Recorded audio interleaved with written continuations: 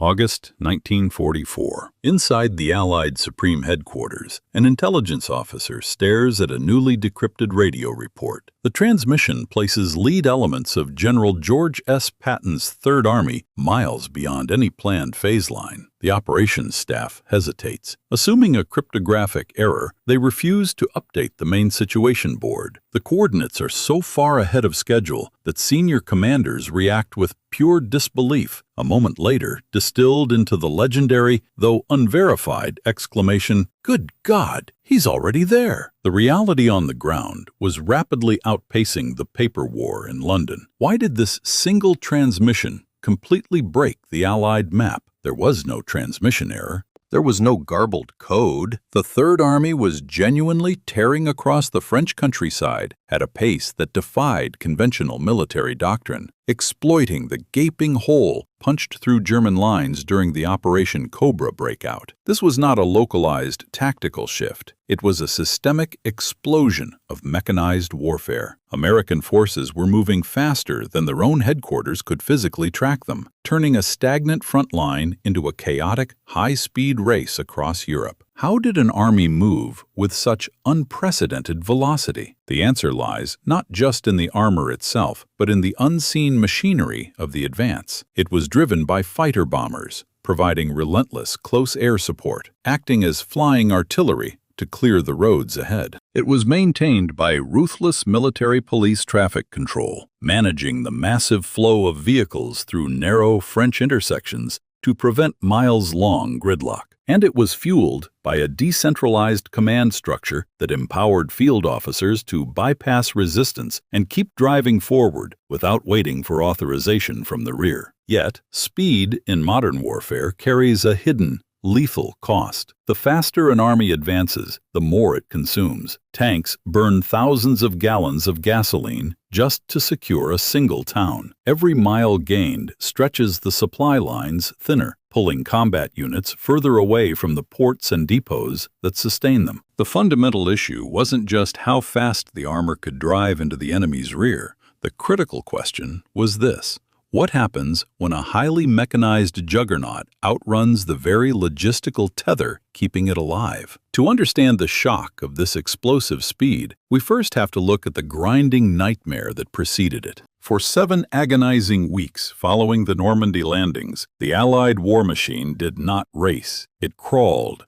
stalled, and bled for every single yard of French soil. The reason was a distinct geographical feature of the Norman countryside known as the bocage. To the planners back in London, looking at aerial reconnaissance photographs, the bocage appeared to be nothing more than quaint, picturesque hedges dividing farmers' fields. But on the ground, the reality was a tactical nightmare. These were not garden shrubs. They were massive, centuries-old earthen embankments, some up to 10 feet thick, woven together by dense, impenetrable root systems and topped with thick vegetation. To a mechanized army, they functioned as perfectly constructed, natural anti-tank ditches. Every single field was a fortress. Every narrow, sunken lane was a pre-sighted kill zone for concealed German machine guns and anti-tank cannons. The fighting devolved into a claustrophobic, brutal slugfest where lines of sight were reduced to mere feet. Advances were no longer measured in miles, but in hedgerows. By late July of 1944, the American First Army had suffered staggering casualties, simply trying to push a few dozen miles south of the invasion beaches. It was a suffocating, grinding war of attrition that eerily mirrored the static trenches of the First World War. Inside the Supreme Headquarters Allied Expeditionary Force, this stagnation was dictating the entire strategic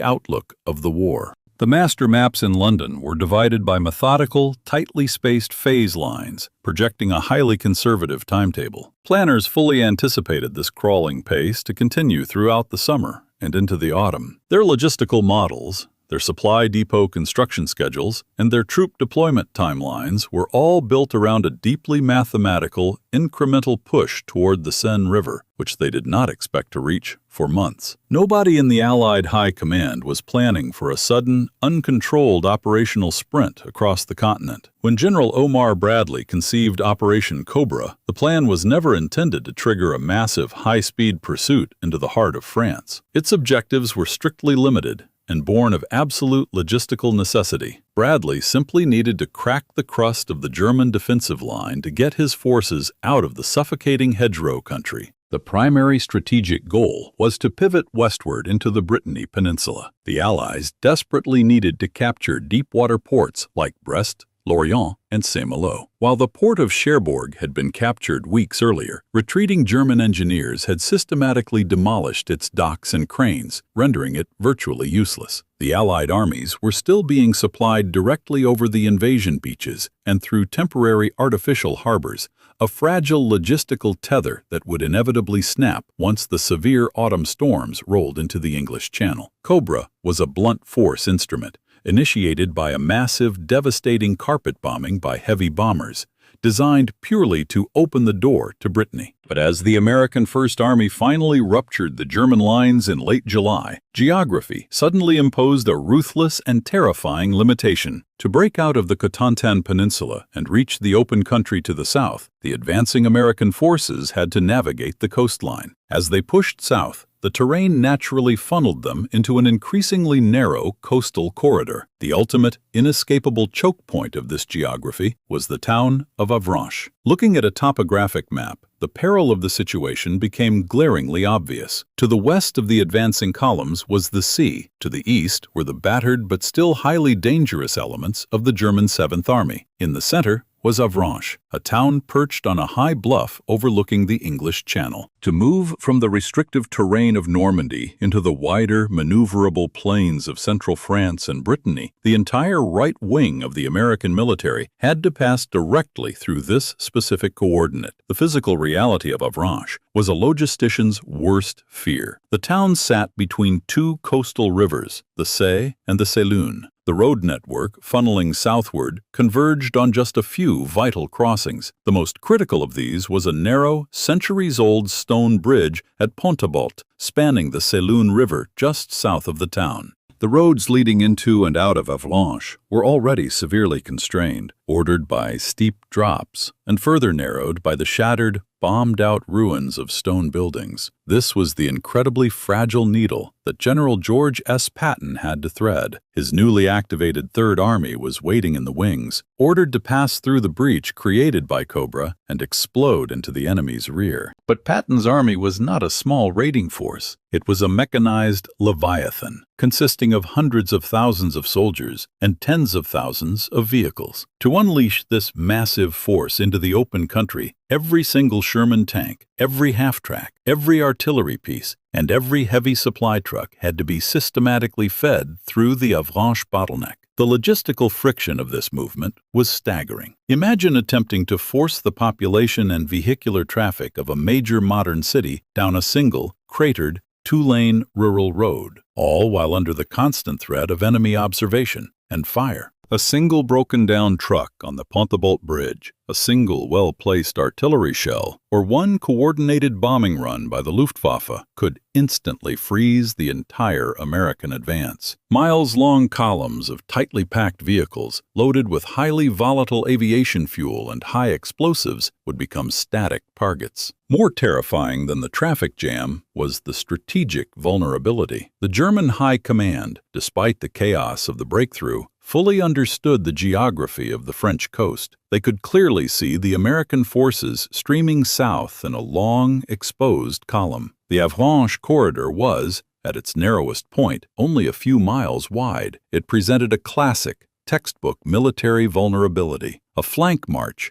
directly across the face of an enemy force. If the Germans could scrape together their remaining panzer divisions, pivot them westward, and launch a coordinated armored thrust across the neck of that corridor, they could sever the American artery in a single afternoon. If the Germans reached the sea at Avranches, they would cut the Allied forces in half. Patton's entire Third Army having passed through the bottleneck, would suddenly be trapped behind enemy lines, completely cut off from their fuel, their ammunition, and the beachheads that sustained their very existence. A mechanical army without fuel is just a collection of steel monuments, and the Germans knew exactly where to cut the hose. The grand, sweeping strategy of the European theater had suddenly compressed into a terrifyingly small geographical space. The entire transition from the bloody, static attrition of the hedgerows to a mechanized war of maneuver hung in the balance. The unprecedented speed and shocking momentum of the breakout did not begin on the open plains of France. It depended entirely on whether the Americans could physically force an entire army group through the eye of a needle and whether they could keep that single, fragile corridor open long enough to survive. Standard military doctrine dictated an immediate halt. Any conventional commander, staring at the map in early August 1944, would have ordered the leading armored divisions to stop, fan out, and dig in to secure the shoulders of the Avranches corridor. You do not push an entire army through a 7-mile-wide gap while the enemy sits on your exposed flank. But Lieutenant General George S. Patton, Jr., officially taking command of the American Third Army on August 1st, did not halt. He looked at the fragile bottleneck, recognized the extreme strategic danger, and decided that the only way to survive the choke point was to force his forces through it faster than the German command could react. He chose velocity over security. The turning point of the Normandy campaign did not arrive with a grand, sweeping, pitched battle. It arrived through a masterpiece of ruthless, unyielding traffic management. To keep the mechanized Leviathan moving, Patton effectively turned his command staff into a high-speed highway patrol. He positioned his deputies directly at the crucial intersections, barking orders and clearing jams. Standard unit boundaries, the rigid, invisible lines on a map that kept divisions from colliding, were entirely discarded. In this new tactical reality, it did not matter if a Sherman tank belonged to the 4th Armored Division or the 6th Armored Division. If there was open asphalt on the road to the Pont-à-Balti Bridge, that tank was ordered to take it. Military police were stationed at every crossroad with draconian instructions. No vehicle stops for any reason.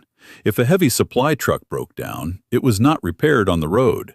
It was physically shoved into the nearest ditch by bulldozers to keep the artery flowing. Divisions were stripped of their standard marching orders and told simply to drive south, day and night, nose to tail.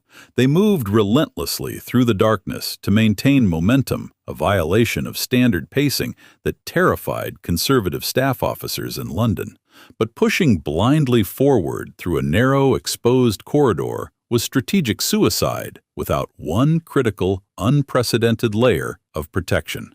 Patton's reckless ground gamble was entirely dependent on the sky. He had forged a radical partnership with Brigadier General Otto P. Wayland and the 19th Tactical Air Command. Instead of relying heavily on slow-moving traditional ground artillery to protect his exposed eastern flank, Patton delegated the survival of the corridor to squadrons of P-47 Thunderbolt fighter bombers. This was a fundamental shift in how combined arms warfare was fought. The aircraft acted as highly mobile, flying artillery. While the armored columns sprinted bumper to bumper through the bottleneck, the Thunderbolts continuously orbited directly overhead. Armed with heavy machine guns, bombs, and unguided rockets, they created an impenetrable aerial shield. Any German tank, troop concentration, or artillery battery that moved toward the Avranches corridor in the daylight was instantly swarmed from above. The pilots communicated directly with the tanks on the ground, using highly specialized VHF radios, allowing armored commanders to call in strikes on targets just a few hundred yards away within minutes. This symbiotic relationship between armor and air power meant Patton did not need to waste time deploying infantry to hold the high ground around the choke point. The fighter bombers held it for him. By trusting the Air Corps to cover his vulnerability, he could commit 100% of his ground forces to the offensive. The gamble worked. Under the umbrella of constant tactical air support, an astonishing volume of American combat power flooded through the gap. Over 100,000 men and tens of thousands of vehicles poured across the Pont-à-Balti Bridge in a matter of days, erupting into the open rear of the German 7th Army. The expected, methodical infantry advance meticulously plotted on the master maps back in London, instantly shattered. Once the armored spearheads cleared the Avranches bottleneck, the rigid rules of conventional warfare completely disintegrated. Standard doctrine, the very foundation of the Allied master plan drafted in London,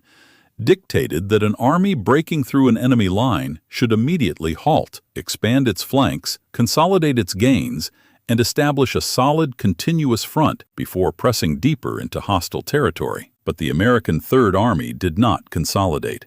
It did not pause to secure its flanks. Instead, upon reaching the open plains of Brittany and central France, the mechanized Leviathan violently fragmented. It shattered into dozens of highly mobile, independent armored columns that fanned out across the French countryside like water rushing through a broken dam. This was a radical, almost terrifying shift in tactical execution. For weeks, the American soldier had been forced to fight a war of inches in the hedgerows, measuring progress by the agonizing capture of single fields. Now, the metric of success was pure, unadulterated velocity. The spearheads of these armored columns were typically led by mechanized cavalry reconnaissance squadrons, riding in fast, lightly armored M8 Greyhound cars, probing the rural road networks for the path of least resistance. Behind them rumbled the medium Sherman tanks, the half-tracks, carrying armored infantry, and the self-propelled artillery batteries. They operated under a ruthless new mandate. Do not engage in protracted firefights. Do not lay siege to fortified positions, and above all, do not stop moving. When these flying columns encountered a fortified French town, or a determined German garrison dug in around a crossroads, they did not halt to mount a methodical assault. To the absolute bewilderment of the German defenders, who were psychologically and tactically prepared to exact a heavy toll in block-by-block urban combat, the Americans simply drove around them. The armored columns deliberately veered off the main highways, utilizing narrow farm tracks and secondary rural dirt roads to bypass the strongpoints entirely. They left the isolated German garrisons stranded in their own fortresses, perfectly intact, but suddenly rendered tactically irrelevant, leaving the grim work of mopping up these pockets to the slower-moving infantry divisions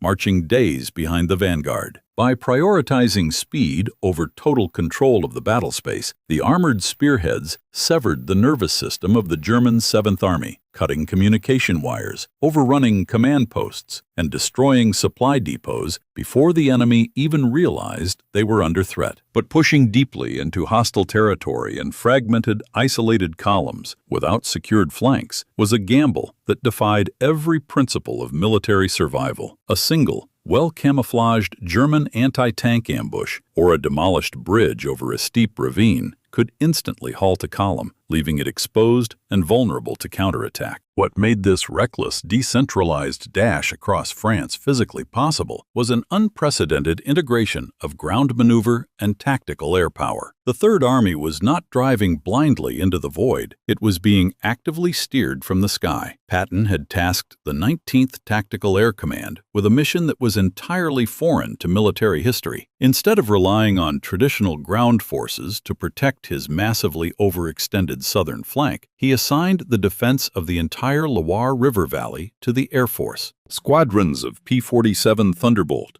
and P-51 Mustang fighter bombers flew continuous, overlapping armed reconnaissance missions, creating an impenetrable aerial screen that extended dozens of miles ahead of the advancing tanks. This aerial intelligence loop operated with devastating efficiency. To prevent friendly fire incidents in the chaotic, fluid advance, American tank crews draped fluorescent cerise-colored identification panels over the rear engine decks of their vehicles. Pilots orbiting thousands of feet above could instantly identify the forward edge of the American advance, allowing them to scout the exact roads the columns were about to traverse. When the airborne scouts spotted a German ambush lying in wait behind a tree line, or identified a German engineering detachment frantically wiring a stone bridge for demolition, the pilots did not wait to send reports back to a distant headquarters. Utilizing highly specialized VHF radios, they communicated directly with the armored commanders on the ground. In a matter of minutes, an orbiting P-47 could roll into a steep dive, unleashing a barrage of heavy machine gun fire and unguided rockets to scatter the German demolition teams, securing the vital infrastructure intact.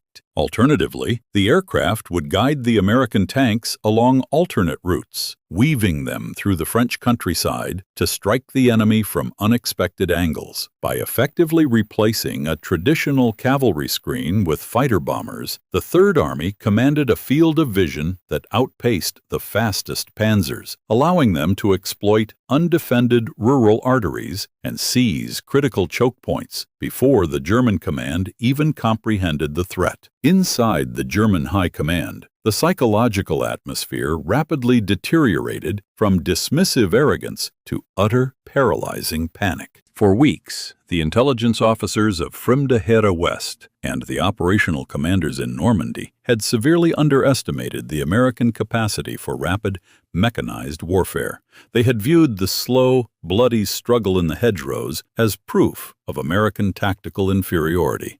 But as reports flooded into the German headquarters detailing American tanks operating 40, 50, and then 60 miles behind the front lines, the illusion of German operational supremacy shattered.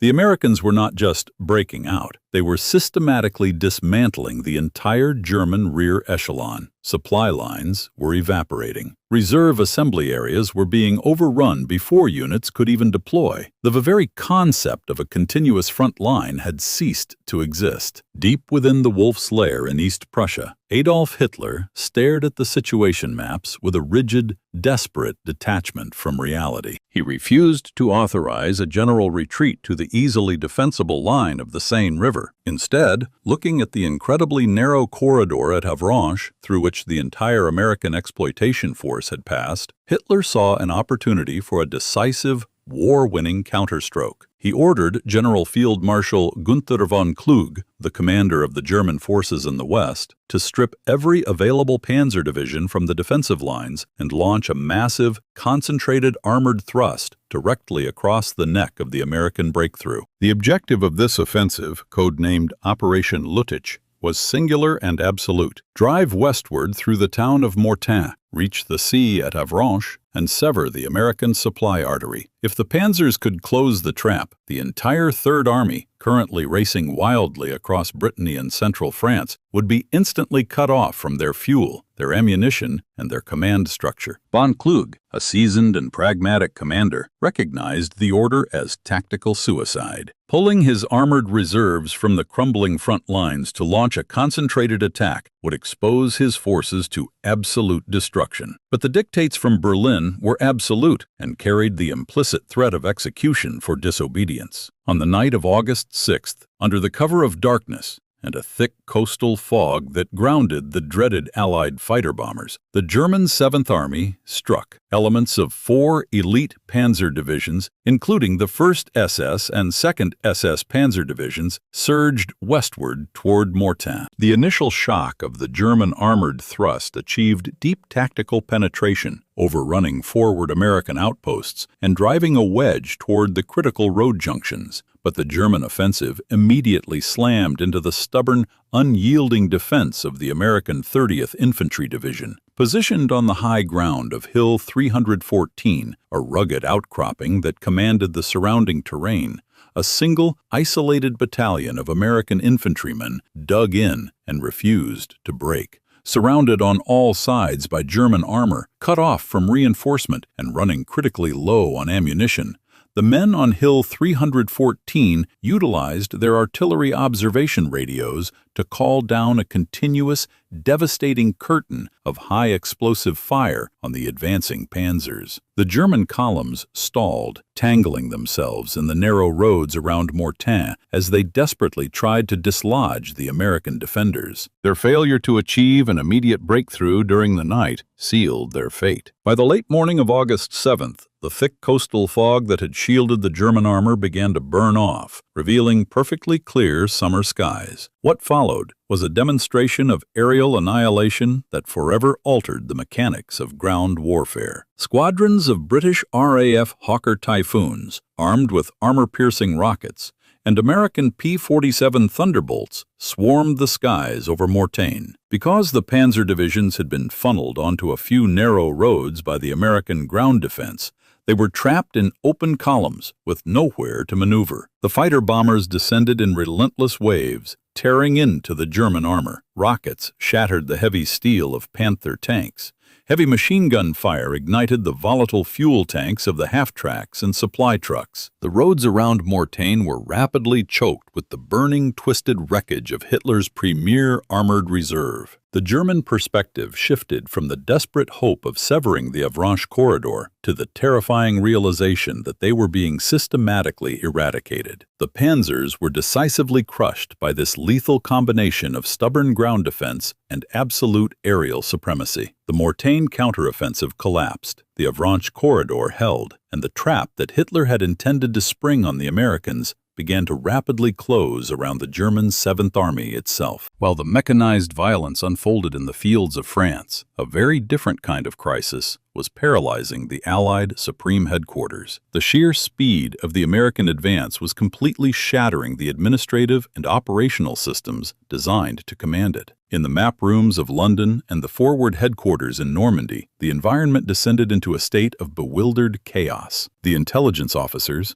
logisticians, and operational planners were accustomed to a war of methodical, incremental progress, where phase lines were measured in thousands of yards and operations were projected weeks in advance. Now they were receiving decrypted radio reports and frontline dispatches, placing American armored columns in towns that were literally off the edges of their printed operational maps. The highly detailed, 1 to 100,000 scale topographic maps that the planners relied upon to track the war had become entirely obsolete in a matter of days. Clerks scrambled to tape new map sheets to the walls, desperately trying to keep pace with a front line that was moving 30, 40, and sometimes 50 miles in a single 24-hour period. Standard reporting procedures completely broke down. Division commanders, pushing their columns relentlessly forward, often failed to transmit their exact coordinates back to headquarters because they were moving too fast to accurately establish their own positions. The master situation boards at headquarters, meant to provide a God's-eye view of the battlefield, were consistently 12 to 24 hours out of date, rendering them useless for active strategic decision-making. Desperate to understand exactly where the spearheads of the Third Army were operating, Allied intelligence officers were forced to improvise a radical, unorthodox method of tracking their own forces. They turned away from standard military radio networks and began heavily monitoring reports from the French resistance, the FFI, operating deep behind German lines. Local resistance fighters were engaged in a continuous campaign of sabotage, specifically targeting the German military telephone network. As the American armored columns tore down the rural highways, they frequently drove straight through the buried or suspended communication cables linking German regional headquarters. By closely monitoring the frantic, unencrypted German radio traffic complaining about suddenly severed telephone lines, and cross-referencing those reports with direct transmissions from resistance cells detailing where communications had just gone dark, Allied intelligence officers began plotting a path of destruction on their maps. They were no longer tracking the American army by where it claimed to be. They were tracking its exact velocity by monitoring the wave of localized chaos and severed infrastructure that immediately preceded the advancing tanks. It was a surreal administrative reality. The supreme headquarters of the greatest expeditionary force in human history was forced to locate its premier armored army by listening to the enemy panic about cut phone lines just ahead of the American bumpers. The entire theater of war seemed to be caught in a state of perpetual, unstoppable momentum. The grinding attrition of the hedgerows was a fading memory, replaced by the intoxicating illusion that the mechanized juggernaut could simply drive all the way to the German border unhindered. To the war correspondents filing breathless reports back to the home front, and to the exhausted but elated infantrymen riding on the engine decks of the advancing Shermans, it appeared as though the German military apparatus had utterly collapsed. The pursuit felt like a purely heroic dash, a testament to American industrial superiority and tactical audacity that would surely end the war before the first snows of winter. But the popular narrative of an unstoppable, purely heroic dash obscures a severe systemic crisis growing in the rear. The illusion of infinite momentum was about to crash violently into the unforgiving reality of the internal combustion engine. While the tactical commanders on the ground saw only open roads and a fleeing enemy, the logisticians back at headquarters were watching a mathematical catastrophe unfold. The American Third Army was rapidly consuming its own structural foundations. The astonishing speed of the advance was not just a product of tactical brilliance. It was a massive, unsustainable operational gamble that was stretching Allied supply chains from the Normandy beaches to the absolute breaking point. In modern mechanized warfare, velocity carries a compounding tax. A single American armored division on the move devoured roughly 35,000 gallons of gasoline every single day, regardless of whether it engaged in combat, and Patton had several divisions racing simultaneously. To sustain this juggernaut, millions of gallons of fuel, hundreds of thousands of rations, and tons of ammunition had to physically travel from the makeshift artificial harbors and damaged docks of Normandy all the way to the forward tank columns. But as the spearheads pushed deeper into central France, the distance between the beachhead and the front line grew exponentially. This created a tyrannical logistical paradox. To deliver fuel to the tanks, the transport trucks had to burn fuel. The further they drove, the more they consumed simply to make the round trip, leaving less and less usable cargo for the fighting units at the edge of the spearhead. The supply lines were literally cannibalizing themselves. Facing immediate operational collapse, Allied planners were forced to improvise a desperate solution. They stripped transport companies from other sectors and established an emergency, one-way, continuous convoy system known as the Red Ball Express. Suddenly, the most vital component of the Allied advance was no longer the tank commander, but the rear echelon truck driver. Thousands of cargo trucks,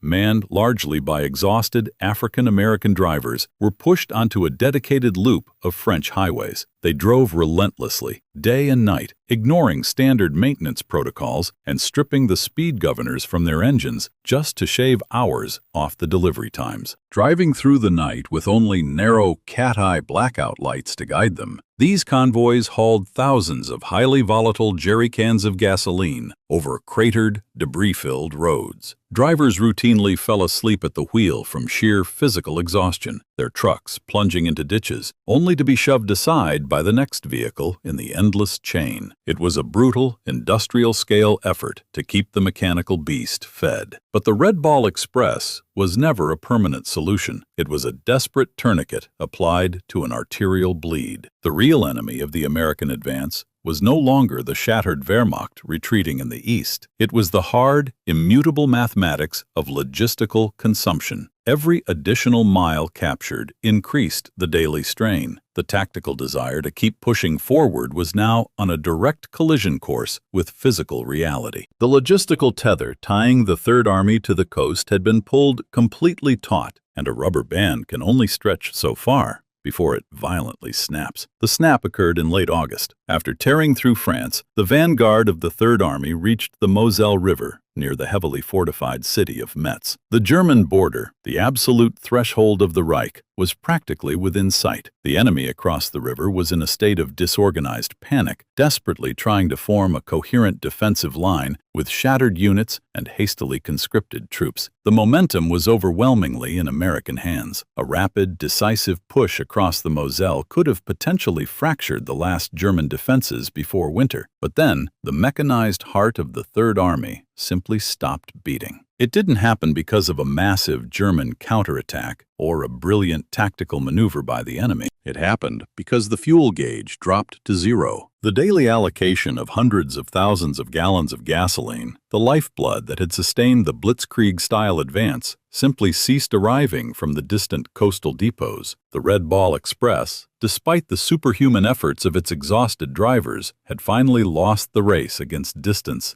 and consumption. The logistical tether had snapped. Across the front lines, the scene was one of bewildered frustration. Entire armored columns, having driven hundreds of miles, suddenly sputtered and died on the open roads. Massive Sherman tanks, the undisputed kings of the breakout, were instantly reduced to static steel pillboxes. The sheer, terrifying velocity that had paralyzed the German high command evaporated in an afternoon. Armored commanders, sitting in the turrets of motionless tanks, stared at the retreating enemy just a few miles away and frantically radioed headquarters, begging for fuel drops. But the depots in the rear were empty. The logistics network had not just slowed down, it had fundamentally collapsed under the weight of its own success. The sudden silence on the American side of the Moselle River gave the battered German forces the one thing they desperately needed: time. It was a priceless tactical gift. Recognizing that the American pursuit had miraculously halted, the German command frantically rushed reinforcements into the sector. They utilized the breathing room to dig trenches, position anti-tank guns in the ancient forts surrounding Metz, and solidify their defensive lines along the riverbank. The disorganized mob of retreating soldiers was rapidly reorganized into a hardened, cohesive fighting force. The ultimate irony of the breakout was realized at the gates of Metz. The most rapid, successful, mechanized advance in military history was halted decisively, not by enemy fire, but by dry fuel tanks. The American military machine had perfected the art of the breakout, mastering the integration of armor and air power to achieve unprecedented speed. Yet, they had failed to fully comprehend the absolute tyranny of logistics that such speed demanded. By outrunning their supply lines, they had unwittingly traded a swift victory for a brutal,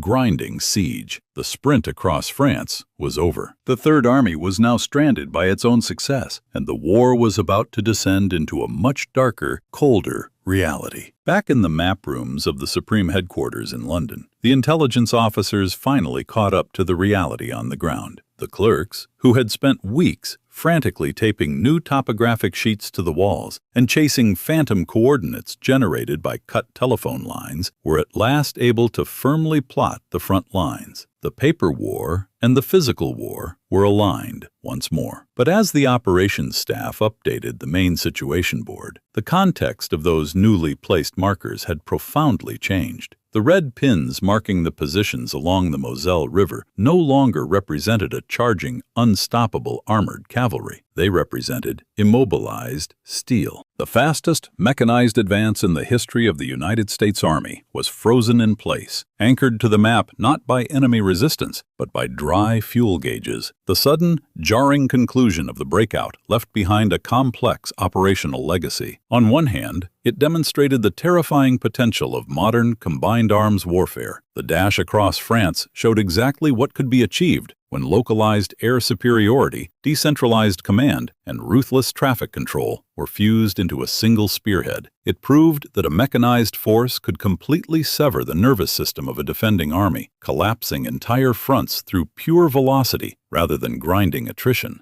Yet the silent, stranded Sherman tanks, staring across the river into Germany, proved an even more ironclad rule of industrial conflict. No amount of operational audacity, no level of aerial dominance, and no degree of physical courage can permanently override the cold mathematics of a military's supply infrastructure. You cannot outmaneuver the physical limitations of a combustion engine. When the logistical tether snaps, the war of maneuver instantly dies. The consequences of that mathematical reality were immediate. The sudden halt erased the intoxicating illusion of a quick victory. What had looked, just days earlier, like an unstoppable sprint to the Rhine River, a pursuit that many hoped would shatter the Third Reich before winter, was permanently over. The fluid momentum evaporated, replaced by the grim, static reality of a brutal autumn campaign of attrition. The shattered German army was granted the one resource it could never manufacture: time.